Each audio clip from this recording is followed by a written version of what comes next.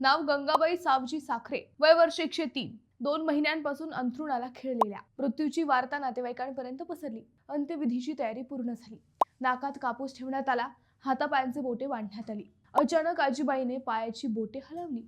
त्या जिवंत असल्याचे समजले. विशेष म्हणजे आजीबाईचा 13 जानेवारी हा वाढदिवस होता. त्यामुळे अंत्यविधीऐवजी नातेवाईकांनी आजीबाईचा वाढदिवस साधेपणाने साजरा केला. ही थक्क करणारी घटना घडली आहे रामटेक येथे. आजीबाई मुलगी कुसुमा अंबादे यांच्या घरी राहतात. 12 जानेवारी रोजी सायंकाळी सुमारे 5 वाजता त्यांच्या शरीराच्या हालचाली थांबल्याचे दिसताच कुटुंबियांनी त्यांना मृत समजले. नातेवाईकांना फोनवरून निरोप देण्यात आला.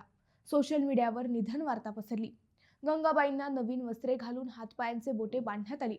2 तासांनी सायंकाळी सुमारे 7 वाजण्याच्या सुमारास नातू राकेश साखरे यांच्या लक्षात आले की आजीच्या पायाची बोटे हलली. त्वरित बोटांची बांधणी सोडण्यात आली. नाकातील कापूस काढताच गंगाबाईंनी जोरात श्वास घेतला. ही बाब समजता उपस्थितांचा क्षणभर विश्वासच बसेना. अंत्यविधीची सर्व तयारी रद्द करण्यात आली. विशेष म्हणजे 13 जानेवारी रोजी गंगाबाईंचा वाढदिवस होता. या घटनेनंतर त्यांना जणू नवजीवन मिळाले. कुटुंबियांकडून साधेपणाने वाढदिवस साजरा करण्यात आला. गंगाबाईंची ही घटना सध्या चर्चेचा विषय ठरली आहे.